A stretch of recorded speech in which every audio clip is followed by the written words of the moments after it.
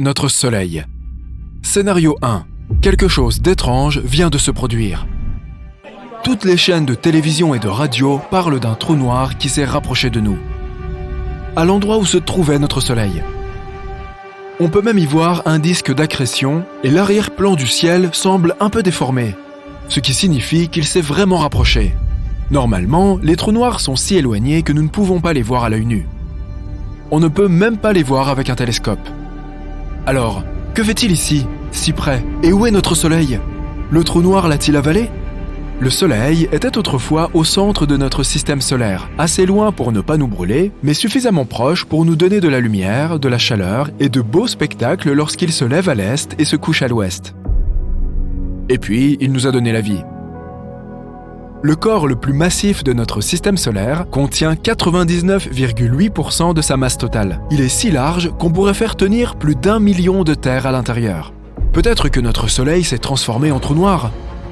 Mais il est bien trop tôt pour que cela se produise. Pourtant, c'est bien comme ça qu'il se forme. Lorsque d'énormes étoiles arrivent à la fin de leur cycle de vie et explosent, ce qu'on appelle une supernova, elles finissent par s'effondrer sur elles-mêmes, devenant très petites. Une taille minuscule et une masse colossale. C'est ce qui rend la gravité des trous noirs si importante. Et même la lumière qui s'en approche de trop près ne peut pas s'en échapper. Or, toutes les étoiles de l'univers rétrécissent et disparaîtront à un moment donné. Notre Soleil perd 4 millions de tonnes de sa masse chaque seconde. Et à terme, la seule énergie qui restera dans l'univers sera générée par les trous noirs. Un trou noir est entouré de poussière, de gaz et de radiation. Les radiations sont très dangereuses, alors nous espérons que notre planète ne s'en approchera pas trop. Notre système solaire n'a plus de lumière, plus de chaleur non plus, si bien que même Mercure et Vénus seront probablement recouvertes de glace très bientôt, sans parler de la Terre. Est-il besoin de mentionner que rien ne survivra à cette nouvelle ère glaciaire? Le seul salut pourrait venir du disque d'accrétion qui tourne si vite qu'il génère de la chaleur, mais c'est trop de risques à prendre. Au moins, si le trou noir a exactement la même masse que notre astre, toutes les planètes resteront sur les mêmes orbites, Terre comprise. Mais s'il a une masse supérieure à celle de notre Soleil, ce que nos scientifiques essayent actuellement de déterminer, alors adieu système solaire, ravi d'avoir fait ta connaissance. Scénario 2. Oh non, qu'est-ce qui se passe? C'était censé être une belle journée ensoleillée, mais maintenant, tu vois l'obscurité tomber brusquement. Comment se fait-il que ce soit la nuit alors que l'horloge indique 14 heures? Et la Lune a l'air si différente. Les chaînes d'infos annoncent que notre Soleil a disparu et qu'à cause de certains événements mystérieux, la Lune n'est plus en orbite autour de la Terre. Elle se trouve maintenant au centre de notre système solaire. Il ne nous reste plus beaucoup de temps. Nous avons exactement 8 minutes et 20 secondes pour nous en rendre compte. Il faut peut-être des millions d'années pour que l'énergie du Soleil voyage de son noyau à sa surface, mais 8 minutes et 20 secondes, c'est le temps qu'il faut à la lumière du Soleil pour atteindre la Terre. La lumière effectue un voyage de 150 millions de kilomètres, ce qui correspond à la distance qui nous sépare du Soleil. Nous ne sommes plus dans la zone habitable. Il s'agit de la distance depuis une étoile, dans notre cas, le Soleil, à laquelle de l'eau liquide pourrait exister à la surface d'une planète. Maintenant que le Soleil a disparu, sa lumière ne nous atteindra plus et notre planète deviendra progressivement une masse rocheuse gelée et dépourvue de vie. Qui sait si nous aurons assez de temps pour mettre au point les technologies qui nous fourniraient l'énergie solaire nécessaire au maintien de la vie sur Terre. Si ce n'est pas le cas, eh bien, des millions ou des milliards d'années plus tard, les scientifiques d'autres civilisations exploreront notre monde en tentant de prouver que la vie y a jamais existé.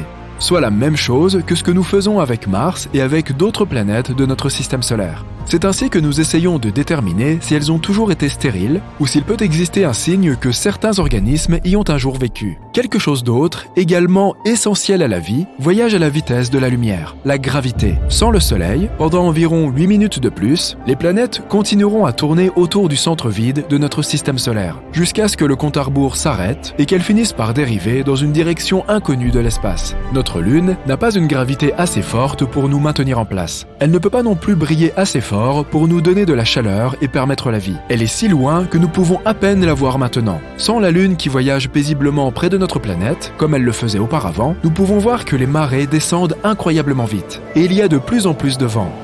Les vents sont tellement puissants et rapides désormais. Lorsque tout était normal, notre planète était inclinée de 23,5 degrés, ce qui explique les changements de temps et de saison. Maintenant, l'inclinaison est si extrême qu'il fait très froid très vite. Et notre temps est presque écoulé. Les gens crient, tout le monde est en panique. Il nous reste peut-être 1 minute avant de sombrer dans les ténèbres éternelles. Scénario 3.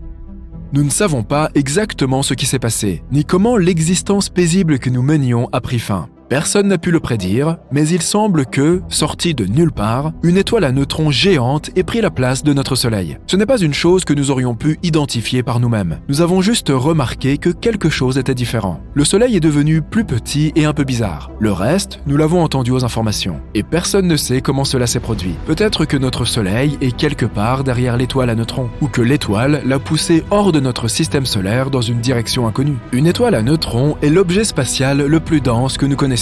Sa masse est presque 2 fois plus importante que celle de notre Soleil, mais elle est comprimée dans une étoile de seulement 15 km de diamètre, ce qui correspond à la taille d'une ville sur Terre. Une étoile à neutrons se forme lorsqu'une énorme étoile n'a plus de combustible. Elle s'effondre dans une grande explosion.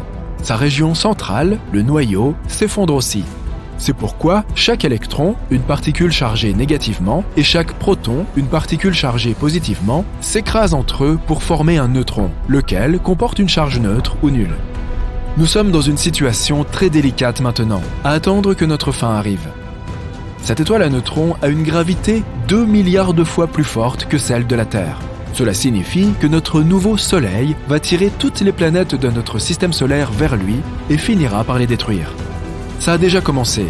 Pour la première fois à notre connaissance, les planètes quittent leur orbite stable, attirées par la force colossale de l'étoile à neutrons. Cela devient très vite chaotique. Et ça ne s'arrêtera pas là.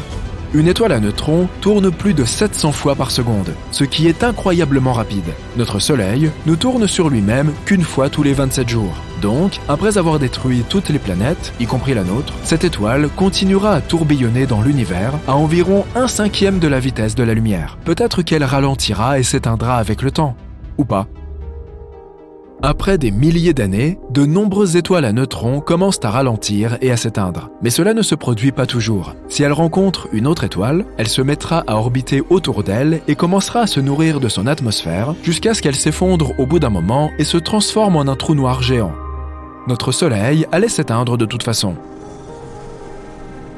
Jusqu'à ce que l'étoile à neutrons apparaisse, le Soleil avait 4,6 milliards d'années, soit environ la moitié de sa durée de vie. Il avait déjà brûlé environ la moitié de ses réserves d'hydrogène et avait suffisamment de réserves pour 5 milliards d'années supplémentaires. Il était censé finir par atteindre la taille de la Terre. Après avoir épuisé son carburant, il se serait tout simplement effondré. Il aurait conservé son énorme masse, mais son volume aurait été similaire à celui de notre planète. Pas de Soleil, pas de vie. Donc, le résultat aurait été à peu près le même. Mais de cette façon, le processus aurait été lent. Et qui sait si les humains auraient encore habité le même système solaire à ce moment. Mais avec les étoiles à neutrons, les choses vont beaucoup plus vite. Et c'est beaucoup plus imprévisible. Si une étoile à neutrons devenait folle, quelque part au loin dans une autre galaxie, nous ne la verrions que sous la forme d'une lointaine lumière clignotante que nous appelons un pulsar. Et puis, soudain, boum! Imagine un être si puissant qu'il pourrait aspirer des galaxies entières, si mystérieux qu'il serait invisible à l'œil nu, et si impressionnant qu'il pourrait plier l'étoffe même de l'espace et du temps. Je te présente ma mère. Mais non, je plaisante. Il s'agit en réalité de l'ultime super-héros de notre univers, l'étoile trou noir. Mais qu'est-ce que c'est exactement? Nous allons voir ça. L'univers est rempli de merveilles, et cette étoile est l'une des plus impressionnantes d'entre elles. Sa force supermassive est capable de bousculer les lois de la physique, une véritable énigme que les scientifiques doivent encore élucider. Pas étonnant qu'elle fascine les auteurs de science-fiction. Une étoile trou noir, ou quasi-étoile, est une étoile hypothétique extrêmement massive et lumineuse qui pourrait avoir existé au commencement de l'univers. Selon nos calculs, elle brillait autant qu'une petite galaxie. Mais contrairement aux étoiles modernes, elle n'était pas alimentée par la fusion nucléaire. Son énergie provenait de la matière que le trou noir qu'elle possédait en son cœur aspirait. Et oui, tout comme un trou noir normal, ces étoiles avaient le pouvoir d'aspirer tout ce qui s'en approchait, des étoiles, de la poussière et même des galaxies. Mais comment est-il possible qu'une étoile naisse d'un trou noir? Et comment pouvait-il coexister? Voyons d'abord comment naissent les trous noirs en général.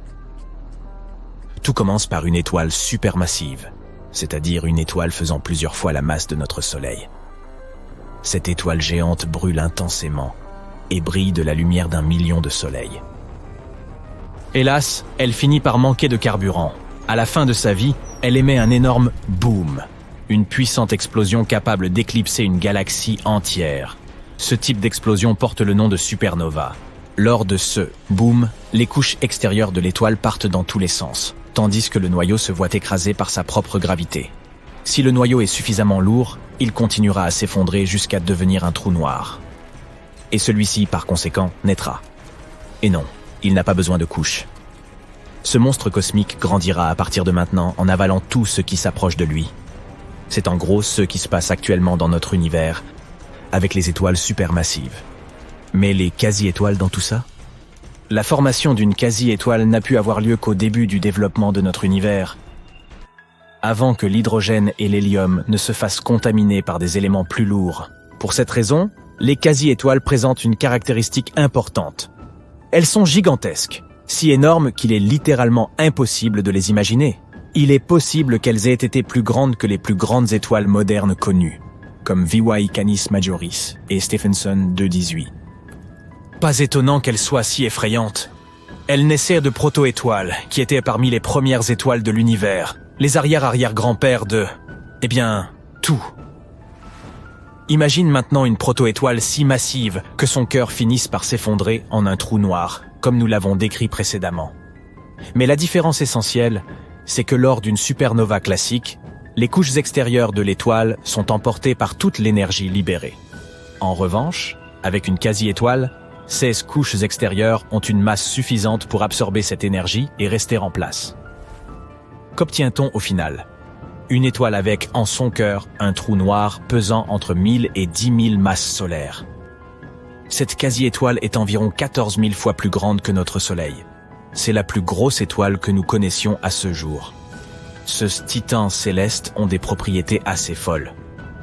Lorsqu'un trou noir se formait au centre d'une proto-étoile, elle se mettait à dégager des tonnes d'énergie.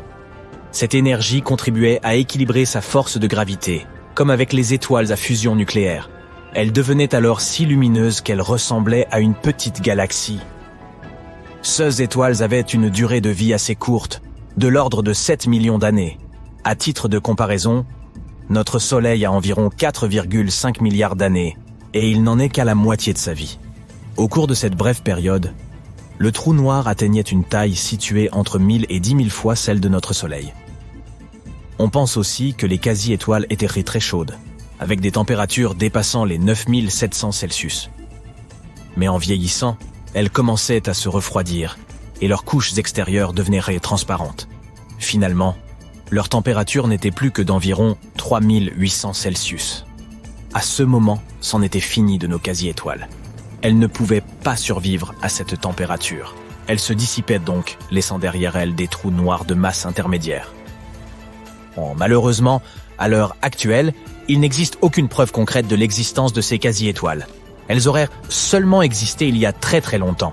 Peut-être s'agissait-il d'étoiles dites de population 3, qui sont extrêmement rares et difficiles à détecter. Et il est très peu probable qu'elles existent encore aujourd'hui en raison de leur durée de vie très brève. 7 millions d'années, c'est court. Alors pourquoi les scientifiques croient-ils à l'existence de ces quasi-étoiles ? Parce qu'ils cherchent à expliquer comment des trous noirs supermassifs ont pu se former si tôt dans l'histoire de l'univers. On les trouve au centre de la plupart des galaxies. Mais comment ces monstres se sont-ils développés si rapidement ? Après tout, il faut énormément de temps pour qu'un petit trou noir se transforme en un trou noir supermassif. C'est de là que vient l'idée des quasi-étoiles. Ces étoiles ne sont pas simplement des titans destructeurs. Elles sont les championnes de la gravité. Elles peuvent plier et déformer n'importe quoi à leur guise. Voilà pourquoi, si elles ont réellement existé, on pense qu'elles ont joué un rôle crucial dans l'évolution des galaxies. Elles auraient tout contribué à façonner l'univers tel que nous le connaissons. Les trous noirs de taille intermédiaire qu'elles ont laissés derrière elles seraient finalement devenus les trous noirs supermassifs qui sont au centre des galaxies. Mais nous n'avons pas encore résolu ce mystère cosmique. La détection des étoiles trous noirs s'apparente à la recherche d'une aiguille dans une botte de foin. Sauf qu'au lieu d'une aiguille, il s'agit d'un objet invisible et mystérieux, et qu'au lieu d'une botte de foin, il s'agit de la vaste étendue de l'espace. À l'aide d'une technologie assez avancée et de beaucoup de matière grise, nos scientifiques tentent cependant de trouver des réponses. Voici quelques éléments qui peuvent nous aider. Tout d'abord, les ondes gravitationnelles. Ce sont des sortes d'ondulations dans l'étoffe de l'espace-temps causées par le mouvement d'objets massifs. Albert Einstein les a prédites au XXe siècle, mais elles n'ont été détectées qu'en 2015, alors que des scientifiques observaient une collision entre deux trous noirs. Cette découverte nous a appris que les trous noirs peuvent fusionner et qu'ils constituent une source puissante d'ondes gravitationnelles. Les scientifiques pensent qu'en étudiant ces ondes, ils pourront en savoir plus sur la formation et la croissance des trous noirs. Nous pouvons aussi essayer de détecter les quasi-étoiles en observant les effets de leur gravité sur leur voisinage. C'est un peu comme quand on essaye de trouver un criminel en examinant des empreintes digitales. Si par exemple un trou noir se trouve à proximité d'une étoile, nous pourrons observer la lumière de celle-ci se déformer. Bien sûr, nous pouvons utiliser nos technologies, les télescopes à rayons X ou à infrarouge, les radiotélescopes. Cela nous permet d'étudier les trous noirs de différentes manières et à différents stades de leur vie. Nous travaillons donc d'arrache-pied pour découvrir ce qui se cache derrière ces géants célestes. Nous développons en permanence de nouveaux télescopes à la recherche des trous noirs primordiaux, et nous essayons de comprendre ce qui lie les étoiles trous noirs à la matière noire. Cela nous mène à des découvertes assez incroyables, comme avec les ondes gravitationnelles. Nous espérons ainsi un jour percer le mystère des quasi-étoiles. Lorsque nous aurons découvert la vérité, nous aurons tourné une nouvelle page de notre histoire scientifique. Bien des questions restent sans réponse en physique. Comment la matière et l'énergie universelle sont-elles apparues? D'où vient la gravité? La liste est longue. Nous travaillons depuis des années à obtenir des réponses. Une personne mérite d'être mentionnée dans ce contexte. Paramahamsa Tewari, l'auteur de la théorie dite des vortex spatiaux. Qu'est-ce que cette théorie et que nous dit-elle des lois cachées de l'univers? Nous allons voir ça. Paramahamsa Tewari est l'ancien directeur exécutif de la Nuclear Power Corporation en Inde. Il a repris la théorie des tourbillons proposée pour la première fois par René Descartes pour tenter d'expliquer la pesanteur et la finaliser. Tewari a toujours été inspiré par la physique et ses maîtres, et ce depuis l'époque où il étudiait l'ingénierie électrique. Après une étude rigoureuse de certaines lois, il a découvert de nouvelles équations définissant la matière, ainsi que la masse et la charge de l'électron. Il a ensuite élaboré sa théorie des vortex. Cette théorie visait à expliquer certains phénomènes mystérieux, notamment la création de l'électron et des champs d'énergie gravitationnelle, électrostatiques et électromagnétiques, ainsi que d'autres choses. Elle décrit également les 6 lois cachées de l'univers qui sous-tendent notre monde. Mais tout d'abord, voyons cette théorie. La théorie des vortex spatiaux suggère que l'univers est constitué de vortex, ou de réseaux d'énergie tourbillonnants. Et, selon Tewari, ces tourbillons seraient les éléments fondamentaux de l'univers. Ils seraient un peu le moteur des lois de la physique et des principes fondamentaux de notre monde. En gros, tout dans l'univers serait connecté et interconnecté grâce à ces tourbillons. Cette théorie n'est pas vraiment basée sur des observations réelles, mais plutôt sur des modèles mathématiques et informatiques. Par exemple, certains modèles informatiques ont montré comment ces tourbillons fonctionnent en hydrodynamique et en physique des plasmas. Ils ont montré que les tourbillons dans ces systèmes peuvent avoir un point d'attraction central et être interconnectés. D'autres modèles ont permis d'étudier comment l'énergie se déplace à l'intérieur des tourbillons, en créant différentes fréquences et vibrations. Mais certains experts ont reproché à Tewari de n'utiliser que des modèles et des simulations. La plus grande critique est que cette théorie ne peut pas être réellement testée.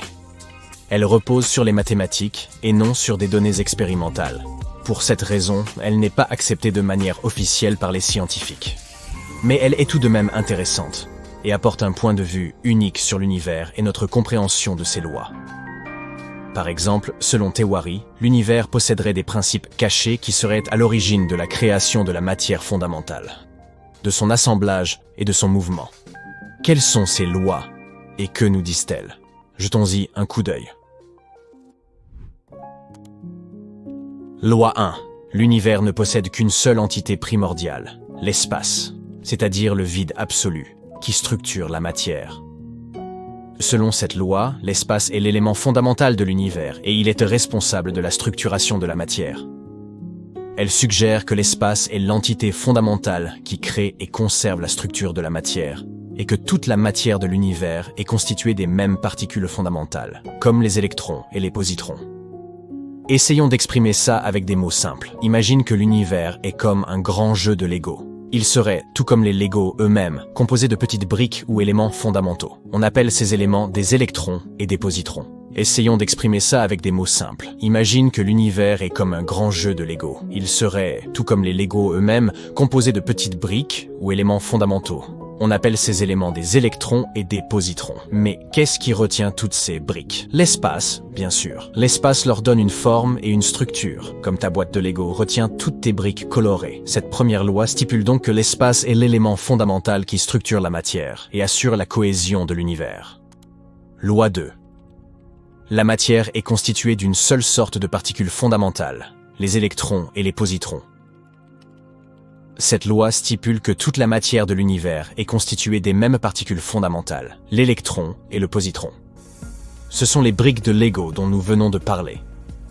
Selon cette deuxième loi, ces minuscules particules invisibles constitueraient tout, de l'atome minuscule à l'immense galaxie. Quelle que soit la forme ou la taille de notre construction en Lego, elle est toujours constituée des mêmes éléments. Loi 3. La distribution des champs dans l'espace, telle que reconnue par la physique contemporaine, liée à la matière et émanant d'elle, est issue d'un seul champ fondamental dans l'espace. Cette loi stipule que les champs reconnus par la physique contemporaine, tels que les champs électromagnétiques et gravitationnels, sont des effets découlant d'un seul champ fondamental dans l'espace. Elle suggère que ce champ fondamental est responsable de la création de tout ce que nous observons dans l'univers. Tentons de simplifier les choses. Cette fois, imagine que l'univers est comme un grand terrain de jeu.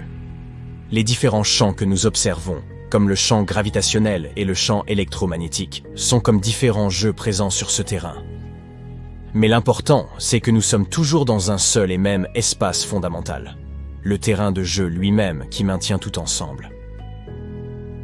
Selon cette troisième loi, sans le terrain de jeu, nous ne pourrions jouer à aucun jeu. Et sans ce champ fondamental dans l'espace, nous ne pourrions observer aucun champ dans l'univers. Loi 4. Il n'y a de vide dans l'espace nulle part dans tout l'univers, sauf au centre des particules fondamentales de la matière, électrons et positrons. Cette loi stipule qu'il n'y a pas d'espace vide dans l'univers, et que tout l'espace est rempli par le champ fondamental, celui dont nous avons parlé précédemment. Les électrons et les positrons se trouvent partout, et même les choses que nous considérons comme vides, comme le vide, sont en fait remplies de minuscules particules. Selon cette loi, les seuls espaces vraiment vides que nous pouvons trouver dans l'univers se trouvent au centre des particules fondamentales, électrons et positrons. Loi 5. À partir d'une seule constante universelle fondamentale, toutes les constantes considérées comme universelles dans la physique contemporaine sont dérivables. Cette loi stipule que toutes les constantes considérées comme universelles dans la physique contemporaine peuvent être dérivées d'une seule constante fondamentale. Toutes les constantes de la physique sont interconnectées et peuvent être expliquées par un seul principe fondamental. Je sais que je t'ai déjà beaucoup demandé de te servir de ton imagination, mais sois patient avec moi. Cette fois-ci, imagine que l'univers est une grande recette de cuisine. Toutes les constantes de la physique, comme la vitesse de la lumière, la constante gravitationnelle et la constante de Planck, sont des ingrédients. Ils sont en grand nombre et tous très différents. Mais, tout comme tous les ingrédients d'une recette sont interconnectés et s'assemblent pour former un seul plat, toutes les constantes de la physique s'assemblent pour former l'univers. Et tout comme une recette a un ingrédient principal qui maintient tout ensemble, la physique a également une constante fondamentale unique qui maintient tout ensemble. Loi 6. La structure spatiale de la matière fondamentale sous-microcosmique se répète uniformément dans les structures spatiales des corps macrocosmiques comme les planètes, les étoiles et les galaxies. Cette loi stipule que la structure des particules fondamentales qui composent la matière se répète uniformément à toutes les échelles. Des particules subatomiques au grand corps macrocosmique. Elle suggère que les mêmes principes fondamentaux régissent la structure de la matière à toutes les échelles. Revenons à notre analogie culinaire.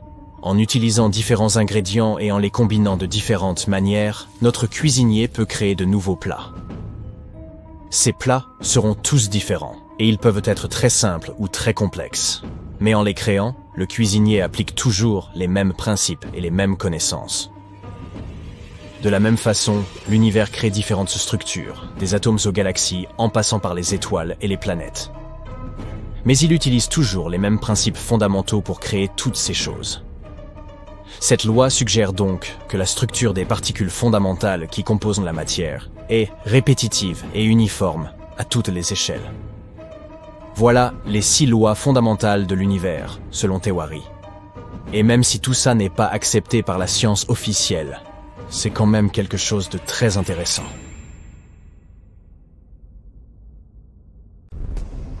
Deux images changent rapidement devant tes yeux. Notre immense planète et un vide noir. L'image de la Terre devient de plus en plus petite à chaque seconde. Tu t'envoles du vaisseau spatial dans le vide infini et tu ne sais pas ce que tu dois faire. La Station spatiale internationale vole à 400 km au-dessus de la surface de la Terre. Une sortie dans l'espace est une activité de routine pour les astronautes qui y travaillent. À ce jour, ils ont déjà passé plus de 11 000 heures dans l'espace abyssal. Mais, par chance, personne ne s'est encore jamais envolé, comme on a pu le voir au cinéma. Malheureusement, les astronautes sont confrontés à d'autres dangers, non moins terribles, lors de leur sortie dans l'espace. L'un de ces accidents s'est produit en 1966. Eugene Cernan a enfilé son réacteur dorsal et est sorti de la station pour effectuer des travaux de réparation. Le réacteur, qui permettait à notre astronaute de voler en apesanteur, chauffait beaucoup. Eugene avait donc mis un pantalon de protection spécial en métal. Mais cette protection n'a pas été suffisante lors de sa sortie. Au lieu d'éloigner la chaleur, le pantalon a commencé lui-même à chauffer. La combinaison était lourde et inconfortable, comme une armure.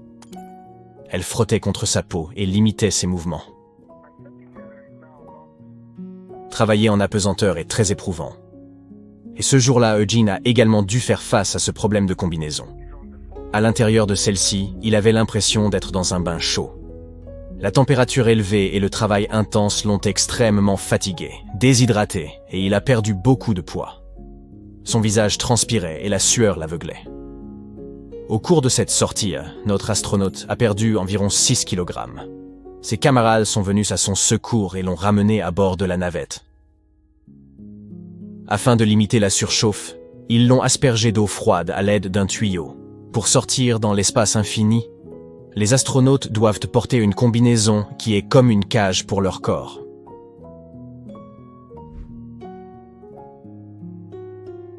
Un autre incident dangereux s'est produit en 1973. 2 astronautes, Pete Conrad et Joe Kerwin, sont sortis dans l'espace afin de réparer une aile solaire de la station spatiale Skylab. L'aile ne tournait plus et les astronautes ont essayé de la déplacer manuellement. En utilisant la force, ils ont réussi à la décoincer, mais l'aile les a repoussés. Et la poussée a été si forte qu'elle a projeté les 2 astronautes au loin. Ils n'ont pas eu le temps de s'accrocher à quoi que ce soit et se sont envolés dans l'espace. Heureusement, ils étaient équipés de câbles de sécurité. Grâce à eux, les astronautes ont pu revenir à bon port. Dans une combinaison spatiale moderne ordinaire, il y a plus de 10 couches de protection. Une telle combinaison protège contre les températures extrêmement froides et chaudes. Elle est résistante aux déchirures et ne laisse pas passer l'humidité. Cette protection est nécessaire pour éviter la dépressurisation. S'il y a le moindre espace entre ton corps et l'extérieur, tout l'oxygène commencera à s'échapper de la combinaison. Plus la combinaison perd d'oxygène, plus le vide se fait sentir. Cela peut avoir des conséquences terribles, comme l'asphyxie et l'augmentation du volume de ton corps. C'est comme si tu te mettais à gonfler de l'intérieur. En 2007, Rick Mastracchio est sorti dans l'espace pour effectuer quelques réparations. Mais il y avait un trou dans son gant gauche, près de son pouce. Il se trouvait sur la couche extérieure du gant. Et le pire, c'est que l'astronaute ne l'avait pas remarqué. Il a continué à travailler normalement. Mais une première couche endommagée peut entraîner la détérioration de la deuxième, et puis celle de la troisième. Et ainsi de suite, jusqu'à ce que le vide atteigne la peau de l'astronaute. Rick devait travailler 6 heures dans l'espace, mais au cours de la 4e heure, il a remarqué les dégâts sur sa combinaison spatiale. L'astronaute l'a signalé au commandement et a reçu l'ordre de retourner au vaisseau. Il n'a jamais su comment le trou était apparu. À l'intérieur de l'ISS, il y a de nombreux produits chimiques nécessaires au travail dans l'espace. Par exemple, l'ammoniac a la propriété de geler presque n'importe quelle surface. Ce gel chimique est utilisé pour refroidir certains composants en cas de surchauffe. La fuite de cette substance dans l'ISS est pratiquement impossible. C'est exactement ce que les experts avaient dit à Robert Curbeam lors de l'entraînement précédant son premier vol dans l'espace. Et un accident est arrivé lors de sa première sortie en 2001. Robert travaillait à l'extérieur de la station spatiale lorsqu'il y a eu une fuite d'ammoniac. Le liquide a éclaboussé sa combinaison. Une épaisse couche de glace a rapidement recouvert le verre de son casque. Robert ne voyait plus rien. Il pensait avoir cassé quelque chose, mais l'accident n'était pas de sa faute. Grâce aux couches protectrices de sa combinaison, il ne pouvait pas geler. Mais l'ammoniac limitait fortement ses mouvements. Le principal problème était qu'il ne pouvait pas retourner au vaisseau. La substance pouvait pénétrer dans la station, ce qui risquait de provoquer un accident plus grave encore. Il a donc dû rester dans l'espace pendant 1h30 en attendant que la fuite diminue. Après ça, il a pu retourner à la station. Pour se rendre compte de la difficulté du travail dans l'espace, il faut comprendre ce qu'est une combinaison spatiale. Elle pèse 120 kg, soit autant qu'un scooter. Tu ne sentiras pas son poids en apesanteur, mais elle te fera tout de même transpirer. L'astronaute Chris Hadfield l'a décrite ainsi. Chaque mouvement à l'intérieur d'une combinaison spatiale rencontre une résistance. La combinaison gratte ta peau, comprime tes os et tes articulations, et t'oblige à dépenser 2 fois plus d'énergie pour des mouvements simples. Dans de telles conditions, tu commences à transpirer et tes yeux sont mouillés. Cette humidité flotte dans ton casque et t'aveugle, puis elle s'évapore. Mais s'il y a trop d'humidité, elle peut menacer la vie d'un astronaute. Un tel cas s'est produit en 2013 avec l'astronaute Luca Parmitano. Il est sorti dans l'espace pour mesurer quelque chose à l'extérieur de la station. À un moment donné, il a senti que l'arrière de sa tête était mouillé. Il en a informé les autres et a reçu l'ordre de rentrer. Pour revenir, Luca devait se retourner, tête en bas. Dès qu'il l'a fait, de l'eau a jailli dans son casque. Son visage en a été presque entièrement recouvert. Il ne pouvait ni voir, ni entendre. Il a essayé de signaler le problème à la base, mais l'eau recouvrait aussi sa bouche. Heureusement, ses camarades l'ont secouru et l'ont ramené à la station. Lorsqu'ils ont ouvert son casque, près de 2 litres d'eau se sont déversés. Les câbles sont très efficaces pour éviter que les astronautes ne s'envolent. Mais que se passerait-il si l'un d'eux se rompait lors d'une violente secousse, ou parce qu'il n'aurait pas été bien attaché ? Pour une meilleure protection, il existe un système appelé SAFER, aide simplifiée pour sortie extravéhiculaire. C'est comme un réacteur dorsal. Des gaz s'échappent de ces petits tubes pour changer la direction de ton vol. Si tu tournoises dans l'espace, ce système s'arrête et ajuste tes mouvements. Tu peux le contrôler à l'aide d'un joystick spécial. Le SAFER a été utilisé pour la première fois en 1994. Mais avant que les ingénieurs ne le créent, il y avait le MMU, le dispositif de manœuvre pour équipage. En 1984, l'astronaute Bruce McCandless l'a utilisé pour la première fois. Tu as peut-être vu cette célèbre photo où il flotte sans câble dans l'espace. Le problème, c'est que Bruce était le premier à tester un tel réacteur dorsal. Il n'était pas sûr à 100% qu'il fonctionnerait. Il est sorti dans l'espace et a décroché son câble. Rien ne le retenait plus et il pouvait s'envoler dans le vide infini et son équipe n'aurait pas pu le sauver. Imagine comme ça a dû être effrayant. Heureusement, le réacteur a fonctionné. Cependant, après 3 missions, la NASA a décidé de ne plus utiliser le MMU car il y avait des risques. Après cette expérience, les ingénieurs ont inventé le SAFER. Les propulseurs et les câbles sont très fiables.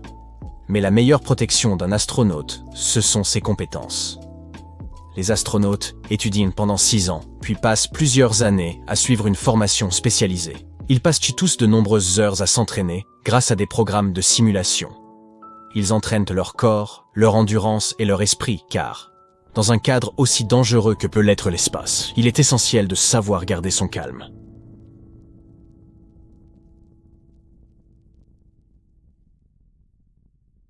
Salut les amis, nous allons aujourd'hui déboulonner quelques mythes sur l'espace. Montez à bord de notre navette et tirons tout ça au clair une bonne fois pour toutes.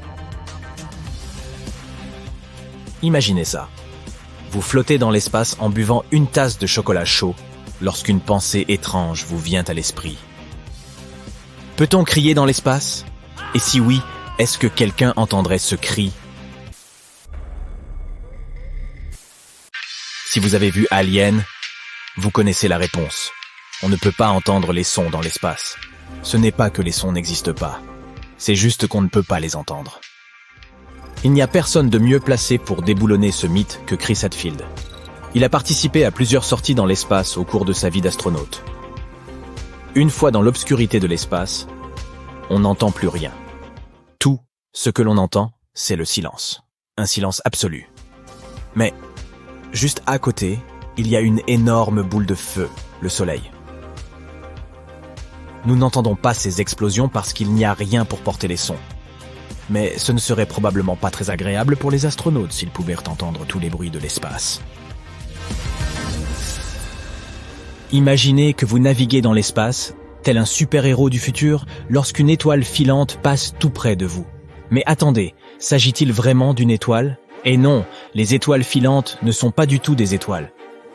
Ce sont de petits cailloux appelés météoroïdes qui pénètrent dans l'atmosphère terrestre et créent un beau spectacle lumineux. Et puisque nous déboulonnons les mythes, en voilà tout de suite un autre. Vous avez probablement entendu dire que les météores ne s'écrasent que très rarement sur la Terre, comme lorsqu'une violente apocalypse décime tous les dinosaures. Ce n'est pas vrai. Les scientifiques estiment qu'environ 48 tonnes de matériaux météoritiques tombent sur Terre chaque jour. Mais la quasi-totalité de ces matériaux se vaporise dans l'atmosphère. La traînée lumineuse que nous voyons dans le ciel est ce que l'on appelle une étoile filante. La prochaine fois que vous ferez un vœu, rappelez-vous qu'il s'agit en réalité d'un minuscule débris spatial. Ce n'est pas si romantique après tout. Peut-on ou non voler dans la stratosphère en montgolfière ? Apparemment, c'est possible. La stratosphère terrestre commence relativement près du sol. Elle s'élève à environ 11 ou 12 km au-dessus de la surface de la Terre. Mais elle continue ensuite très haut. Si vous voulez vous envoler jusqu'à la stratosphère à l'aide d'une montgolfière, il vous faudra vous munir d'un très bon équipement. Vous aurez besoin d'une combinaison spéciale et d'appareils respiratoires, car l'air se raréfie au fur et à mesure que l'on s'élève. Bien sûr, si vous allez jusqu'au bout, n'oubliez pas de photographier la courbure de la Terre. Équipez-vous donc d'un harnais de poitrine afin d'y accrocher une caméra ou un appareil photo. Et si vous diffusiez tout cela en direct, ce serait une première. Imaginez qu'il y a 102 jours que vous avez quitté la Terre. Vous vous êtes bien adapté à la vie dans l'espace. Mais quelque chose d'étrange se produit dans votre corps. Vous grandissez. Comment est-ce possible ? Ne vous inquiétez pas, c'est tout à fait normal. En fait, vous ne grandissez pas réellement. C'est simplement que votre corps ne subit plus l'effet de la gravité. Votre corps dispose d'un espace naturel entre les vertèbres et les articulations. Sur Terre, cet espace est presque entièrement comprimé par la force de gravité. Mais dans l'espace, le corps, libéré de cette force, commence à s'étirer. Donc oui, les astronautes grandissent bien de 3% lorsqu'ils effectuent de longues missions. Et voici une curiosité. La NASA ne l'oublie pas lorsqu'elle fabrique des combinaisons spatiales sur mesure. Ainsi, les astronautes disposeront toujours d'un espace supplémentaire dans leur combinaison. Une fois les astronautes de retour sur Terre, l'effet antigravité s'estompera. Ils passeront peut-être quelques jours en pentacourt avant que de retrouver une taille normale, mais tout ira bien. Avez-vous déjà imaginé une porte d'avion s'ouvrant en plein volume et un groupe de passagers aspirés dans l'atmosphère comme de simples plumes ? C'est une chose que l'on voit assez souvent dans les films catastrophes. Imaginez maintenant que cela se produise dans l'espace. On croit communément que si un astronaute est aspiré hors d'un sas, il sera brûlé vif, instantanément. Mais attention, ce n'est pas seulement vrai. En fait, la réalité est bien pire. D'après l'astronaute Chris Hadfield, voici ce qui se passerait. La partie de votre corps située à l'ombre serait soumise à une température de moins 250 degrés. Et la partie exposée au soleil chaufferait, elle, sous une température de 250 degrés. Vos poumons s'affaisseraient et votre sang se mettrait à bouillir. Vous seriez donc brûlé, gelé, incapable de respirer et bouilli. Peu recommandé. Combien de fois avez-vous déjà entendu dire que les astronautes devaient s'entraîner chaque seconde de la journée sous peine de s'évanouir? Il s'agit d'un mythe. Vous vous souvenez de ce que nous avons dit de la gravité? En raison de l'absence de gravité dans l'espace, notre corps n'a pas à travailler très dur. Nos torses n'ont pas à porter le poids de nos têtes. Et nous n'avons pas à faire d'efforts pour bouger nos jambes, car on ne marche pas vraiment dans l'espace. Imaginez maintenant que vous viviez ainsi pendant 6 mois, voire 1 an. Vos muscles se transformeraient vite en gelée. Voilà pourquoi les astronautes s'entraînent. Ils s'attachent et courent sur un tapis roulant, ou ils font de l'haltérophilie sur une machine spéciale. De cette façon, leurs muscles ne ressentent pas trop l'absence de la gravité. Ils doivent cependant s'hydrater.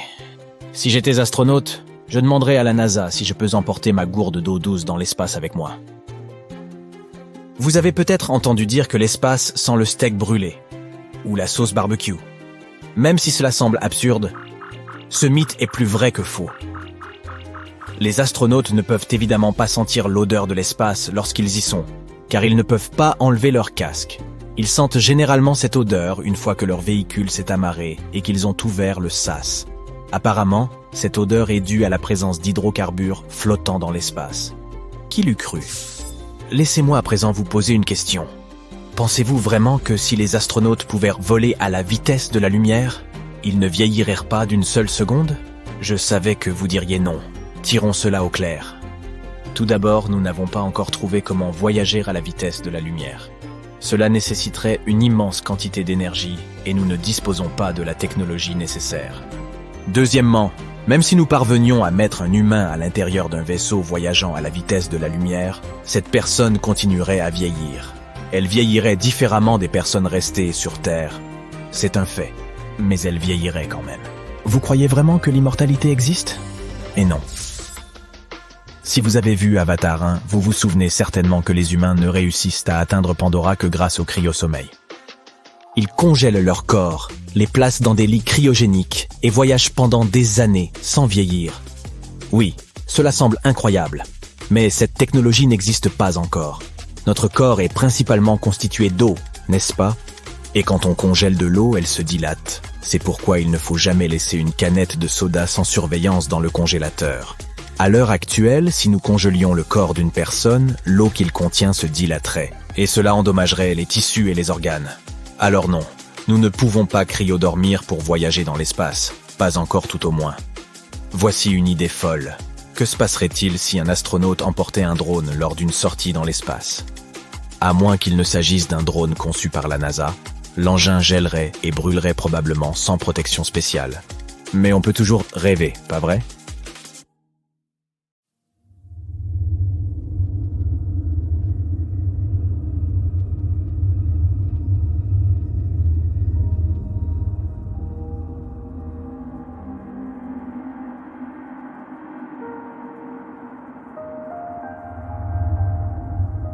La chaleur du Soleil est sous nos pieds. Les scientifiques ont découvert que le noyau de la Terre est en réalité aussi chaud que la surface du Soleil, environ 6000 degrés Celsius. L'une des raisons pour lesquelles il fait si chaud là-dessous est que la Terre perd encore de la chaleur datant de sa création, il y a des milliards d'années. De plus, lorsqu'un objet aussi gros que Mars a percuté la jeune Terre, il a non seulement créé la Lune, selon une théorie, mais il a aussi fait fondre la surface de la planète. Une grande partie de cette chaleur supplémentaire est probablement encore stockée à l'intérieur du noyau. Mais il n'y a pas lieu de s'inquiéter. Il est plus difficile pour nous d'accéder au noyau de la planète que de sonder la surface de Pluton. En fait, il y a de fortes chances que nous ne développions jamais une technologie qui nous permette d'atteindre physiquement le noyau. Il n'y a pas d'air sur la Lune, mais alors comment peut-il y avoir de la rouille ? Des scientifiques ont découvert la présence d'hématite sur la Lune, qui est une sorte de rouille. Un instrument de recherche spécial de la NASA a examiné la lumière réfléchie par la surface de la Lune. Il s'est avéré que la composition des pôles de notre satellite naturel était très différente du reste de la Lune. La surface est parsemée de roches riches en fer. Mais sans oxygène ni eau liquide, la rouille ne peut pas apparaître. Les vents solaires ajoutent au mystère. Ils bombardent la Lune d'hydrogène. Or, l'hydrogène rend la formation d'hématite beaucoup plus difficile. Même si la Lune n'a pas d'atmosphère, elle a toujours des traces d'oxygène. Sa source est la haute atmosphère de notre planète. La Terre protège aussi la Lune de presque 100% des vents solaires, mais pas tout le temps. Et même si notre satellite naturel est complètement sec, il pourrait y avoir de la glace d'eau dans les cratères ombragés de sa face cachée. Une journée sur Uranus dure 17 heures, 14 minutes et 24 secondes. Mais la planète a une inclinaison d'environ 98 degrés, et cela fait qu'une saison sur la géante gazeuse dure 21 années terrestres. Mars a 2 lunes, Phobos et Deimos. Dans les 30 à 50 millions d'années à venir, les forces gravitationnelles de Mars déchireront Phobos et cela entraînera probablement la formation d'un anneau autour de la planète. La Terre est la planète la plus dense du système solaire. Au centre de la Terre, le noyau occupe 15% du volume de la planète. Il se compose de 2 parties, le noyau externe et le noyau interne. Le noyau interne est une boule solide composée de fer et de nickel. Son rayon est de 1220 km, ce qui représente 20% du rayon de la Terre entière et 80% du rayon de la Lune. Le noyau externe, d'une épaisseur de 2400 km, est liquide. Il est aussi composé de fer et de nickel, mais il n'est pas assez sous pression pour être solide. Mars abrite le plus grand volcan du système solaire. Bien que de nos jours tout semble calme sur Mars, dans le passé, une sorte de force a provoqué la formation et l'éruption d'énormes volcans. L'un de ces volcans est Olympus Mons. Il mesure 26 km de haut, soit 3 fois la hauteur de l'Everest, et 600 km de large, soit la taille de l'Arizona. Le volcan a atteint une telle taille à cause de la faible gravité sur Mars et de l'absence de mouvement des plaques tectoniques. La gravité n'est pas la même partout. Les roches, métaux et autres minéraux et substances qui composent la planète sont plus serrés dans le sol à certains endroits qu'à d'autres. Cela a des conséquences surprenantes. La gravité varie légèrement selon l'endroit où tu te trouves. Tu pèses 0,5% de moins à l'équateur qu'au pôle. Dans la plupart des cas, cela représente une différence de moins d'1 kilo. L'altitude à laquelle tu te trouves a aussi un effet. Donc si tu étais au sommet du mont Everest, tu pèserais aussi légèrement moins. L'être vivant le plus résistant de la Terre est si petit que tu ne peux pas le voir. Les tardigrades, également connus sous le nom d'oursons d'eau, sont de mignonnes petites créatures avec 8 pattes et des têtes écrasées qui font moins d'1 centième de centimètre. Malgré leur taille microscopique, ils peuvent survivre pratiquement partout. Ils préfèrent les morceaux de mousse humide ou le fond des lacs, mais ils ne se plaindront pas si tu les places dans un endroit vraiment inconfortable. Ils peuvent supporter un froid extrême et une chaleur incroyable, et survivre à une pression énorme et à des radiations élevées. Certains de ces oursons ont même réussi à survivre sans protection dans l'espace pendant 10 jours. Ils gèrent tout cela en se roulant en boule et en hibernant, ce qui réduit leurs besoins en oxygène et en nourriture. La gravité de la Lune est environ 17% de celle de la Terre. Si tu pesais 91 kg sur notre planète, ton poids lunaire passerait à seulement 15 kg. Tu pourrais aussi porter des objets 6 fois plus lourds que ceux que tu peux porter sur Terre. Il serait aussi plus facile de marcher sur la surface de la Lune. Mais ce serait aussi plus dangereux. Tes pieds, à l'intérieur d'une combinaison spatiale lourde, s'enfonceraient dans le sol lunaire jusqu'à 15 cm de profondeur. Mais imaginons que tu décides d'éviter le processus fastidieux de la marche en sautant dans les airs. Tu perdrais alors probablement le contrôle de tes sauts en un rien de temps. De plus, la surface de la Lune est jonchée de profonds cratères. Les éviter tous serait un exploit. Tu peux voir les éclipses solaires, car même si la Lune est 400 fois plus petite que le Soleil, elle est aussi 400 fois plus proche de la Terre. Elle est donc parfaitement capable d'obscurcir notre étoile. Mais dans 50 millions d'années, la Lune ne pourra plus bloquer complètement le Soleil à cause de son orbite changeante. Une combinaison spatiale complète de la NASA coûte la somme faramineuse de 12 millions de dollars, dont 70% sont consacrés aux modules de commande et aux sacs à dos. Au centre même d'Uranus, il y a un noyau rocheux, relativement petit, juste la moitié de la masse de la Terre. Comparé aux autres planètes, le noyau d'Uranus est plutôt froid, 5000 degrés Celsius. Un manteau de glace entoure le noyau solide et il représente la plus grande partie de la planète, environ 80%. Mais ce n'est pas la glace à laquelle tu pourrais penser. C'est un fluide chaud et dense composé d'eau, de glace d'ammoniac et de méthane, parfois appelé océan d'eau et d'ammoniac. L'atmosphère d'Uranus est principalement composée d'hydrogène et d'hélium, mais elle a cette teinte bleu-vert à cause du gaz méthane qui absorbe la lumière rouge. L'océan sur Jupiter est plus grand que tous les autres du système solaire, mais contrairement aux océans de la Terre, il n'est pas fait d'eau, mais d'hydrogène métallique. La profondeur de cet océan est époustouflante, 40 000 km, soit presque autant que la circonférence de la Terre. Vénus est une championne en matière de volcans. Elle en compte environ 1600, mais aucun d'entre eux n'est connu pour entrer en éruption. Il y a un trou noir supermassif à 250 millions d'années-lumière de nous. Il émet le son le plus profond jamais détecté pour un objet de l'univers. Il est 57 octaves plus bas que le Do central de ton piano. C'est un quadrillion de fois plus profond que ce que nous pouvons entendre. Mercure est âgé de quelques milliards d'années. En 2016, les scientifiques ont découvert des anomalies à la surface de la planète qui montrent qu'elle rétrécit. Après d'autres recherches, ils ont découvert que Mercure n'avait pas encore fini de se refroidir. Il existe des planètes qui ne sont liées à aucune orbite stellaire et qui errent sans but dans l'espace. Parmi les objets spatiaux les plus spectaculaires se trouvent les pulsars. Les pulsars sont un type d'étoiles à neutrons. Ils expulsent une partie de leur matière presque à la vitesse de la lumière. Les pulsars réguliers tournent à une vitesse raisonnable, entre 1/10 et 60 fois par seconde. Mais les pulsars millisecondes peuvent tourner à une vitesse impressionnante de 700 fois par seconde, ce qui est bien trop rapide pour que l'œil humain puisse le détecter. Lorsqu'ils tournent, ils émettent un faisceau de radiation depuis leur axe qui ressemble à la lumière d'un phare. Les astronomes peuvent remarquer les pulsars lorsqu'ils font face à la Terre, car on dirait qu'une lumière est braquée sur notre planète. Lorsque la lumière brille ailleurs, le pulsar ne peut pas être vu. Notre Soleil est incroyablement massif. Tu veux une preuve ?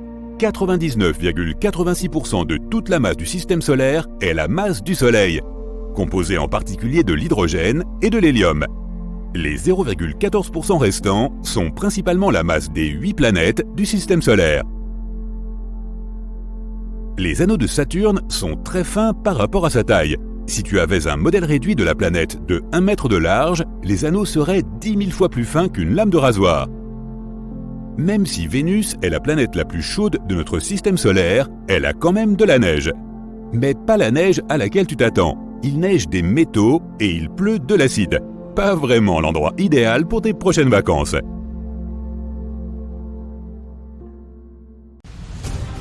Tout le monde embarque! Bienvenue à bord du vaisseau de croisière intergalactique. Ton billet comprend une visite du groupe local de galaxies, avec notamment la grande et la petite galaxie de Magellan, la nébuleuse d'Orion, les galaxies d'Andromède et du Triangle, et quelques surprises supplémentaires. Ton billet, s'il te plaît. Sache que tu pourrais ressentir un léger picotement lorsque nous passerons en hyperespace. Le vaisseau et tout ce qu'il contient subit un changement de phase dimensionnelle. Il n'y a pas lieu de s'inquiéter, les picotements disparaissent rapidement. Chers passagers, nous nous dirigeons vers la latitude galactique 180 degrés, le nord, comme les terriens ont l'habitude de l'appeler. Notre premier objet de curiosité sera une intense région de formation d'étoiles, connue sous le nom de M42, la nébuleuse d'Orion. Mais d'abord, une surprise spéciale du capitaine qui ne figure pas sur l'itinéraire annoncé. La nébuleuse de la tête de cheval. Elle se trouve à bâbord, c'est-à-dire à gauche pour toi. Son nom officiel est M43. L'étoile naissante au sommet de la tête de cheval crée un fort vent solaire et déforme le nuage nébulaire. Regarde-le bien maintenant, car dans quelques milliers d'années, ces gaz seront complètement soufflés par la nébuleuse stellaire qui a donné naissance à notre Soleil. Et oui, disparu à jamais, à l'exception des gaz nébuleux capturés par Jupiter, Saturne, Uranus et Neptune. Maintenant, l'une de nos jeunes exploratrices pose une question. Que signifie le M de M42 et M43 ? Eh bien, le M signifie Messier. Il fait référence à Charles Messier, un astronome français du XVIIIe siècle. Il a publié un catalogue de 110 objets flous vus à travers l'un des premiers télescopes. La nébuleuse de la tête de cheval était le numéro 43 sur la liste. Nous verrons bien d'autres M en poursuivant notre visite. Admire plutôt, nous arrivons à la nébuleuse d'Orion. Les gaz de la nébuleuse peuvent sembler moins colorés que ce à quoi tu t'attendais. C'est parce que nous sommes habitués à voir des clichés télescopiques à longue exposition et des photos retouchées conçues pour mettre en valeur les différents gaz de la nébuleuse. Nous suggérons d'utiliser la paire de lunettes teintées qui se trouve dans ton kit de vol, si tu veux améliorer ton expérience visuelle. Et c'est parti! C'est une bonne chose que nous soyons en hyperespace. Alors que nous nous approchons de l'amas d'étoiles du trapèze au centre, l'étoile brillante Θ C envoie un vent solaire soufflant à 8 millions de km/h, qui sculpte tout ce nuage de gaz et de poussière, créant des ondes de choc qui compriment les étoiles proches. Θ C est une méga-étoile, 200 000 fois plus brillante que le Soleil. Elle deviendra une supernova dans environ 1 million d'années. L'oxygène, l'hydrogène et le soufre brillent à l'état ionisé, comme une ampoule fluorescente. L'oxygène est bleu, l'hydrogène est rouge, le soufre vert, et la poussière brille en jaune orangé. Lorsque nous sortons de la nébuleuse d'Orion et que nous nous élevons au-dessus du plan galactique, les bras en spirale de la Voie lactée deviennent visibles. Notre Soleil, que tu ne peux pas distinguer à cette hauteur au-dessus de la galaxie, se trouve dans l'éperon d'Orion, qui se trouve entre le bras extérieur de Persée et le bras intérieur du Sagittaire. Tu peux remarquer que le centre de la Voie lactée arbore une barre magnétique étincelante qui joue un rôle essentiel dans la formation des étoiles. Plus de 70% des galaxies proches comportent de telles barres magnétiques. C'est le signe d'une galaxie mature. Seulement 20% des galaxies lointaines contiennent des barres magnétiques dans leur noyau. Au fait, chers passagers, le bar à jus est maintenant ouvert. Notre serveur, H1, va prendre vos commandes. Voici la galaxie d'Andromède, loin, très loin sur le côté bâbord. Mais permets-nous d'attirer ton attention sur les nombreuses galaxies naines, plus de 40 d'entre elles, qui peuplent notre voisinage galactique. Nous nous dirigeons vers l'une d'entre elles à présent, le Grand Nuage de Magellan. GNM, pour les astronomes, est une galaxie satellite naine irrégulière de la Voie lactée, contenant environ 30 milliards d'étoiles. Elle abrite une région de formation d'étoiles dynamiques, appelée la nébuleuse de la Tarentule, que nous allons traverser sous peu. Bien sûr, s'il y a un grand nuage de Magellan, il doit y avoir un petit nuage de Magellan, PNM. Le voilà, en dessous et à gauche de son grand frère. La Voie lactée finira par ingérer les deux galaxies naines. Certains préfèrent le terme accrété, mais le résultat est le même. Si tu utilises à nouveau tes lunettes teintées, tu peux voir que le GNM a arraché une énorme quantité de gaz au PNM au cours de leur interaction gravitationnelle pendant des millions d'années. Nous nous dirigeons maintenant hors de la Voie lactée à une distance d'environ 50 km/s, c'est-à-dire 50 000 parsecs ou environ 163 000 années-lumière. Mais au fait, qu'est-ce qu'un parsec ? Un parsec correspond à environ 3,26 années-lumière, sachant qu'une année-lumière correspond à environ 9,46 billions de kilomètres. Le mot parsec est une combinaison de deux mots, parallaxe et seconde. La parallaxe est le décalage qu'un objet semble opérer lorsqu'il est observé de deux points de vue différents. En regardant un objet avec ton œil gauche, puis ton œil droit, tu verras que l'objet semble se déplacer. C'est la parallaxe. Lorsqu'un objet astronomique est photographié depuis la Terre, puis à nouveau 6 mois plus tard, lorsqu'elle se trouve de l'autre côté du Soleil, le décalage est mesurable en degrés d'arc ou en minutes d'arc, en secondes d'arc et jusqu'à des millisecondes d'arc. Un parsec est une parallaxe d'une seconde d'arc, qui correspond à environ 3,26 années-lumière. Comme tu ne peux pas vraiment mesurer une année-lumière avec une règle ou un mètre à ruban, les parsecs sont un moyen scientifique d'indiquer la distance d'une étoile ou d'un objet à l'intérieur de la galaxie. Plus la parallaxe est grande, plus l'objet est proche. Plus la parallaxe est petite, plus il est éloigné. Tout droit au cœur de la nébuleuse de la Tarentule se trouve l'amas d'étoiles R136. À une distance d'une année-lumière, il y a plus de 40 étoiles, ayant chacune une masse plus de 50 fois supérieure à celle du Soleil. En comparaison, on ne trouve pas une seule autre étoile à moins de 4 années-lumière de notre étoile mère. Ce qui est une bonne chose. Tu peux observer la supernova 1987A à environ 2 heures au-dessus de toi. Une étoile géante bleue a subi une implosion de son noyau, ce qui a donné lieu à une supernova de type 2, 100 millions de fois plus brillante que le Soleil. Elle a laissé derrière elle une étoile à neutrons enveloppée de poussière et de gaz, ainsi qu'un feu d'artifice des plus spectaculaires.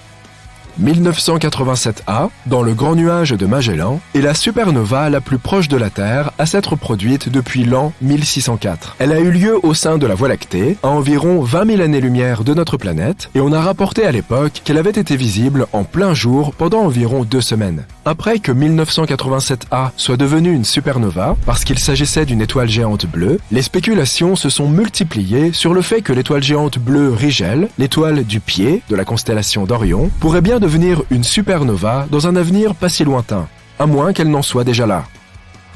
Rigel se trouve à environ 860 années-lumière de la Terre. Donc, tout ce qui arrive à Rigel prendrait environ 860 ans avant d'être observé sur Terre. La supernova 1987A a éjecté des éléments lourds comme le cobalt, le nickel, le fer et des silicates plus légers dans la nébuleuse de la Tarentule où ils formeront les éléments de base de nouvelles étoiles et de nouvelles planètes. Notre serveur propose à présent des collations sur le thème de l'espace. Pour les enfants, nous recommandons la barbe à papa façon Jupiter. Le prochain arrêt est la galaxie d'Andromède et ses environs. Remarque son halo, alors que nous laissons derrière nous la Voie lactée et ses 300 milliards d'étoiles. Pas moins de 150 amas globulaires résident dans ce halo galactique. Ils gravitent autour du disque et contiennent certaines des plus vieilles étoiles de l'univers. La façon dont elles sont arrivées ici, dans notre galaxie natale, fait l'objet d'études poussées. Tu remarqueras NGC 6822, une galaxie naine irrégulière à tribord. NGC fait référence au nouveau catalogue général des objets astronomiques. On pourrait penser qu'il y a eu un ancien catalogue général, mais ce n'est pas le cas. Il y a juste un nouveau catalogue. Il existe toutefois un nouveau catalogue général révisé auquel les astronomes se réfèrent régulièrement. Voilà qui clarifie les choses, n'est-ce pas? En passant devant NGC 6822, tu remarqueras une barre magnétique qui commence à se former et les taches brillantes de nouvelles formations d'étoiles. Cette galaxie a été découverte en 1884 par E.E. Barnard et est aussi appelée la galaxie de Barnard. Monsieur Barnard était un observateur astronomique hors pair. Un cratère sur la Lune porte son nom, un autre sur Mars, ainsi qu'une zone de Ganymède, la lune de Jupiter. Une planète mineure se dénomme également 819 Barnardiana, et l'étoile qui se déplace le plus rapidement dans le ciel, l'étoile de Barnard. Peu de gens ont autant inscrit leur nom au firmament qu'Edward Emerson Barnard. En approchant de la galaxie géante d'Andromède, avec ses billions d'étoiles, nous passerons au-dessus de son bord ouest et visiterons l'une de ses compagnes naines de l'énorme galaxie, M110 ou NGC 205. Oui, elle a aussi 2 noms. Tu n'as que l'embarras du choix. La première en son genre, une galaxie sphéroïdale naine d'environ 3,5 milliards de masse solaire. M110, ou NGC 205 si tu préfères, possède 8 amas globulaires près de son noyau. Elle sera aussi avalée ou accrétée par la galaxie d'Andromède. Elle a peut-être été déjà dépouillée d'une grande partie de ses étoiles et de son gaz, un point mis en évidence par l'absence générale de formation d'étoiles de M110. Et maintenant, notre dernier arrêt, M33, la galaxie du Triangle, la 3e et dernière galaxie spirale de notre groupe local. Située dans la petite constellation du Triangle, M33 fait environ la moitié de la taille de la Voie lactée. La galaxie du Triangle se trouve à 2,7 millions d'années-lumière de la Terre, mais elle est beaucoup plus proche de la galaxie d'Andromède et se déplace vers elle. Si les deux galaxies spirales entrent en collision, cela pourrait modifier la trajectoire de la galaxie d'Andromède et empêcher sa collision prévue avec la Voie lactée. Et maintenant, un message important. Nous servirons le dîner lors de notre voyage de retour sur Terre. Tu as le choix entre du poulet ou du poisson. Nous espérons que tu as apprécié le voyage. Et si tu remplis notre questionnaire et que tu nous mets 5 étoiles, tu pourras même avoir un dessert. Un objet pesant des milliards de fois la masse de notre Soleil devrait être facile à trouver, n'est-ce pas? Malheureusement, il se peut que ce ne soit pas si simple, et on a même assisté à la disparition d'un trou noir. Partons en voyage jusqu'à l'amas de galaxies Abell 2261, hébergeant en son centre un trou noir supermassif. Du moins, c'est là qu'il est censé se trouver. Mais il s'avère que ce phénomène spatial géant est introuvable. Les trous noirs supermassifs sont des monstres gigantesques qui tournent lentement au centre de leur galaxie d'origine. Ils rassemblent autour d'eux d'énormes nuages de gaz et de poussière, ce qui les fait gonfler jusqu'à atteindre des tailles inimaginables pour l'esprit humain. Si un trou noir supermassif, comme celui qui se trouve au centre de notre galaxie, la Voie lactée, se rapprochait ne serait-ce qu'un peu de notre système solaire, nous serions condamnés. La distance entre cet objet énorme et la Terre pourrait être de plusieurs dizaines d'années-lumière, et pourtant, il ferait des ravages sur notre planète. La Terre, ainsi que les autres éléments du système solaire, seraient entraînés dans l'orbite du trou noir et condamnés à tourner autour de lui pour l'éternité, ou plus longtemps. C'est donc une bonne chose que de tels trous noirs restent loin de nous. En tout cas pour l'instant. Voyons donc ce qui s'est passé avec ce trou noir supermassif qui s'est enfui de ce gigantesque amas de galaxies situé à environ 2,7 milliards d'années de notre planète. Les scientifiques l'ont recherché avec l'aide de l'observatoire à rayons X Chandra et du télescope spatial Hubble de la NASA, mais sans aucun résultat jusqu'à présent. Le principal problème pour trouver un trou noir, c'est qu'il est, noir. Et l'espace est, tu l'as deviné, noir aussi. Il n'y a donc aucun contraste qui pourrait aider les astronomes à repérer le trou. Mais ils n'ont pas baissé les bras pour autant. Après tout, ils disposent de nombreuses autres technologies pour trouver les trous noirs, petits et grands, dans l'immensité de l'espace. Certaines de ces méthodes consistent à observer les étoiles en orbite autour des trous noirs. Parfois, c'est un faible signal d'onde gravitationnelle qui se produit lorsque deux trous noirs entrent en collision. Mais la technique la plus fiable consiste à observer les poussières et les gaz qui tombent. Le fait est que les trous noirs sont des objets spatiaux, dotés d'une gravité démentielle. Les régions de l'espace qui les entourent sont donc généralement un peu chaotiques. Le gaz et la poussière sont entraînés dans l'abîme sans fond, se compriment et s'échauffent. Ce faisant, ils libèrent un flot de rayons X. Les astronomes recherchent donc des sources très brillantes de rayons X dans l'univers. Il y a de fortes chances qu'il s'agisse des derniers soupirs d'amas de matière géants avant qu'ils ne disparaissent dans un trou noir. Alors, pourquoi les scientifiques ne trouvent-ils pas de telles signatures de rayons X laissées par le trou noir d'Abell 2261 ? L'un des aspects les plus mystérieux de sa disparition est que les radiotélescopes ont repéré certains signes de panache massif de matière surchauffée, projetés à un moment donné au cours des 50 derniers millions d'années. Ces panaches ont très probablement été provoqués par un grand trou noir, qui est aujourd'hui introuvable. Pour l'instant, on ne peut faire que des suppositions. Peut-être que deux trous noirs de taille moyenne sont entrés en collision, poussant le géant nouvellement fusionné hors du centre de la galaxie. Les observations des étoiles de cette galaxie ont montré un amas de matière dense à quelques milliers d'années-lumière du cœur de la galaxie. Il s'agit peut-être du trou noir en fuite. Mais malheureusement, aucun signal de rayons X ne provient de cet amas. Il se peut aussi que le trou soit toujours là, à sa place. Mais il serait en quelque sorte en train de dormir. S'il n'est pas alimenté en gaz et en poussière, il n'a rien pour se nourrir. Par conséquent, il ne peut pas émettre un flot de rayons X. Mais là encore, l'explication ne pas déranger trou noir en train de dormir n'est pas très satisfaisante. Pourquoi ne reçoit-il pas sa nourriture spatiale ? Que s'est-il passé il y a 50 millions d'années ? Quel est cet amas de matière qui s'éloigne à toute vitesse du centre de la galaxie ? Autant de questions sans réponse pour l'instant. Au moins, on sait plus ou moins à quoi ressemblent les trous noirs. Ce qu'on voit est en fait l'ombre de l'horizon des événements d'un trou noir, visible sur la matière incandescente surchauffée qui tombe à l'intérieur du trou. La toute première photo électronique d'un trou noir est apparue en 2019. Mais les données permettant de la créer ont été collectées en 2017. Et il a fallu 2 ans à une équipe internationale composée de plus de 200 astronomes pour assembler l'image. peut admirer cet étonnant phénomène spatial grâce à un vaste réseau mondial de télescopes, appelé Event Horizon Telescope Collaboration, ou simplement EHT. Pourquoi un tel nom ? C'est que l'horizon des événements est un point de non-retour à la périphérie d'un trou noir. Une fois que quelque chose, par exemple de la matière, des radiations ou de la lumière atteint cette limite, il n'y a plus aucun moyen pour elle d'échapper aux griffes du trou noir. Quoi qu'il en soit, pour capturer la toute première image d'un trou noir, les scientifiques ont créé un télescope virtuel, qui s'est avéré aussi grand que notre planète, en combinant la puissance de 8 puissants radiotélescopes. Ce n'était pas une mince affaire. Les chercheurs ont dû pointer simultanément les télescopes dans un ordre méticuleusement planifié à l'aide d'horloges atomiques précises réglées sur chaque télescope. De plus, pour réduire au minimum les risques de pluie et de mauvais temps, ils ont construit ces télescopes dans des régions très arides, comme le désert d'Atacama au Chili et le pôle Sud. Chaque jour d'observation, le télescope recueille environ 350 téraoctets de données. C'est 10 fois la quantité de données collectées chaque jour par le Grand Collisionneur de Hadron. Mais parlons un peu plus des trous noirs eux-mêmes.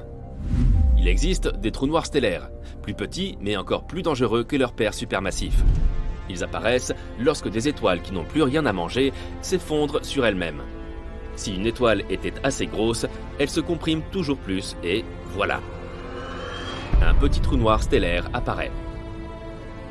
En dépit de son nom trompeur, il est toujours 5 à plusieurs dizaines de fois plus lourd que le Soleil.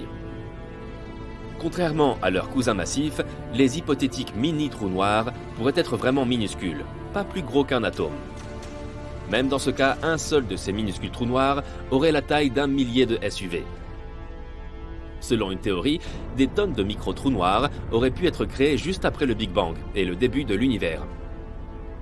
Certains scientifiques vont même jusqu'à dire que 2 mini-trous noirs traversent notre planète chaque jour.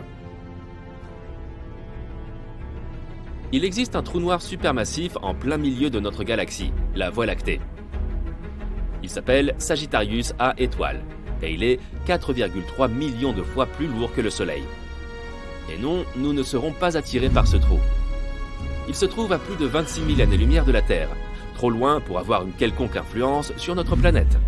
Toutefois, les astronomes ont récemment découvert que ce trou noir supermassif pourrait avoir des fuites. Si c'est vrai, cela signifie probablement que Sagittarius A étoile n'est pas un géant endormi, comme on le pensait auparavant. Il est peut-être encore actif, et les fuites enregistrées par les scientifiques pourraient être dues au fait que le trou noir hoquette en avalant des nuages de gaz. Si tu te trouves un jour près d'un trou noir, prépare-toi à ce que le temps ralentisse considérablement. Cela peut te convenir si tu n'es pas impatient de vieillir, mais ne te laisse pas entraîner au-delà du point de non-retour. Un autre danger lié à la présence d'un trou noir est qu'il se comporte comme un énorme volcan galactique. De temps en temps, les trous noirs s'enflamment. Mais au lieu de cracher de la lave, ils produisent d'énormes quantités d'énergie. Et cela crée des trous béants dans la matière et le gaz environnant. Il y a peu, des scientifiques ont découvert l'un des plus grands cratères de l'univers. Les radiotélescopes et les télescopes à rayons X ont détecté un trou noir supermassif qui a piqué une colère il y a très longtemps. Cela s'est produit dans un amas de galaxies situé à environ 390 millions d'années-lumière de la Terre. Le cratère laissé derrière lui, qui était en fait un trou creusé dans le gaz chaud de l'amas, pourrait contenir 15 fois la Voie lactée.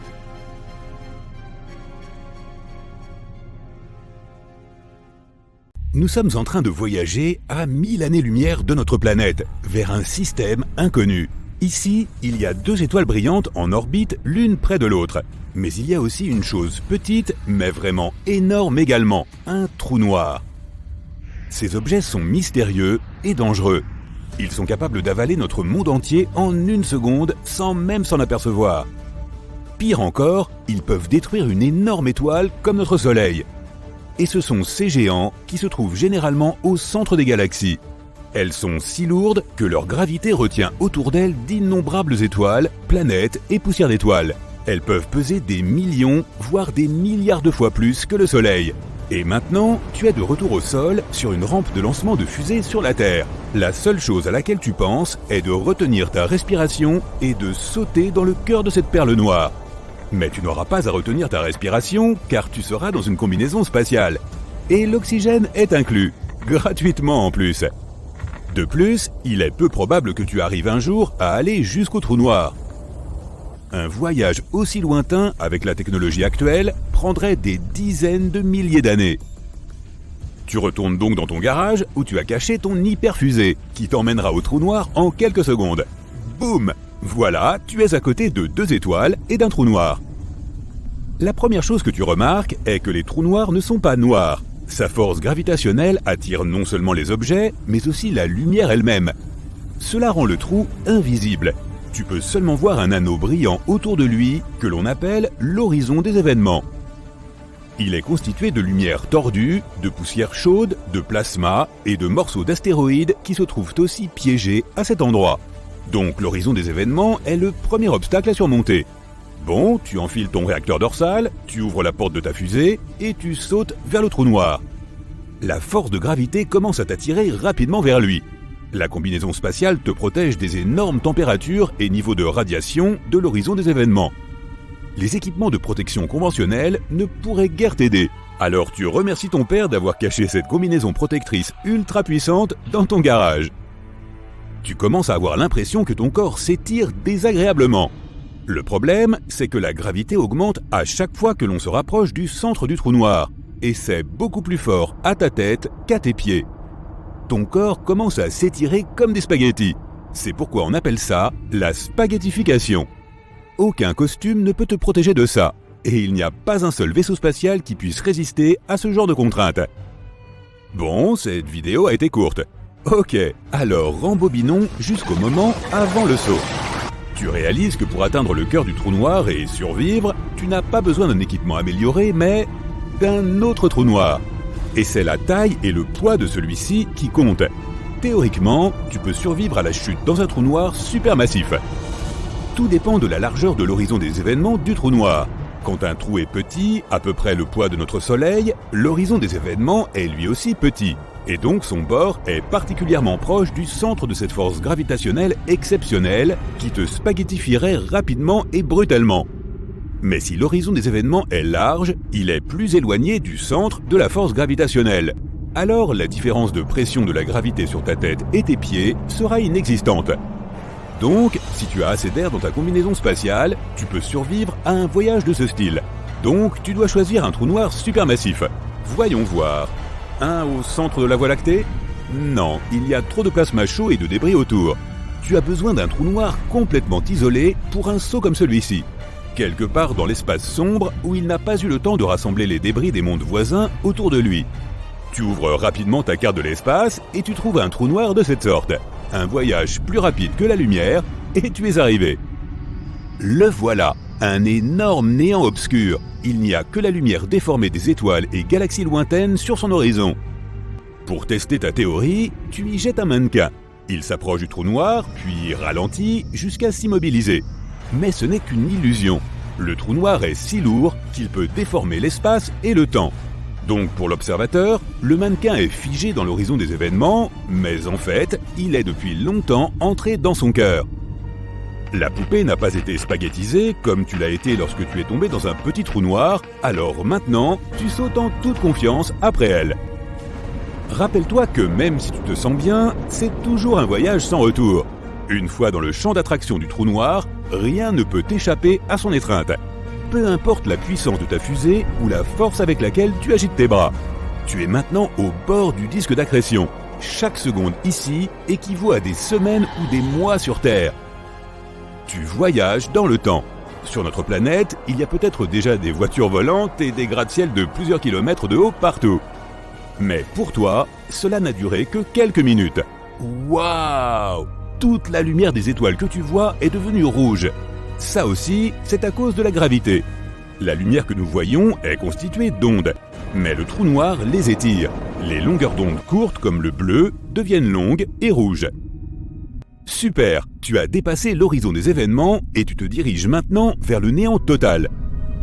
Tu lèves les yeux et tu vois un mince rayon de lumière. C'est la dernière chose que tu vois en fait. Après ça, il n'y a que du vide noir. Personne ne sait ce qui se passe ensuite. Certaines théories disent que les trous noirs peuvent être des portails vers une autre dimension, ou vers un autre endroit dans l'univers. En sautant dans un trou noir de notre galaxie, tu peux sauter à des centaines de milliers d'années-lumière de chez nous. Dans ce cas, tu vivras ta chute en sens inverse. D'abord, tu verras un petit rayon de lumière qui s'étend, puis la lumière rouge des étoiles redevient bleue, et avant même de t'en rendre compte, tu es de retour sur l'horizon des événements. Et peu après, tu es libéré de l'attraction du trou noir. Mais les scientifiques ne peuvent toujours pas confirmer cette théorie. Bon, c'est trop sinistre, alors pour cette fois, nous te ramènerons sur Terre en compagnie de tes amis. Ils te félicitent pour avoir réussi à survivre au centre d'un trou noir. Maintenant, tu es le cœur de la compagnie, et aucun trou noir ne peut te faire peur. Mais même le plus grand trou noir de l'espace n'est pas aussi effrayant que ce que tu pourrais penser. Ils ne sont pas éternels, mais ont une durée de vie. La radiation dont j'ai parlé prend l'énergie du trou noir. S'il n'a pas de nourriture autour de lui, le trou commence à se dégonfler comme un ballon. Et finalement, il n'y a plus rien. Une autre crainte concernant les trous noirs est que nous puissions en créer un chez nous. En effet, à l'intérieur du grand collisionneur de Hadron, les scientifiques mènent des expériences avec de petites particules qui entrent en collision à grande vitesse. Il y a d'énormes explosions d'énergie, et certains scientifiques pensent que cette énergie est suffisante pour créer un trou noir microscopique. Il va commencer à absorber son environnement et à grandir. D'abord quelques petits objets dans la pièce où il a été créé, puis le laboratoire tout entier. Le trou continue à grandir et consomme désormais notre planète entière. Il change l'équilibre des forces dans notre système solaire et absorbe les planètes une par une. Quand celles-ci sont finies, c'est l'heure du dessert, le Soleil. Les couches supérieures légères de plasma sont étirées en longs spaghettis et tirées vers le trou noir. Puis, couche par couche, notre étoile s'effondre dans le trou noir. Lorsque le Soleil est à moitié absorbé, le trou noir projette un faisceau d'énergie et de lumière vers l'extérieur et continue à consommer le Soleil. En quelques instants, il ne restera plus rien de notre système solaire. C'est ainsi que certaines personnes décrivent la fin du monde. Mais même si nous parvenons à créer un trou noir microscopique, nous serons en sécurité. Il sera trop petit pour absorber de gros objets et il ne se nourrira que de petites particules atomiques. Les trous noirs émettent de l'énergie en même temps qu'ils en consomment, donc notre petit trou noir n'aura pas le temps de grandir. Il perdra plus qu'il ne gagnera en une fraction de seconde, donc ce que tu verras sera un flash momentané et puis plus rien. Cela dit, la création d'un trou noir stable et contrôlé peut même être utile. Ils émettent d'énormes quantités d'énergie que nous pouvons utiliser. Un trou noir de la masse du mont Everest pourrait alimenter toute l'humanité. Bien sûr, les trous noirs sont toujours dangereux, mais nous pouvons les observer et étudier notre univers, si nous restons assez loin bien sûr. En attendant, tu décides de mettre un cadenas sur ta porte de garage, pour l'instant.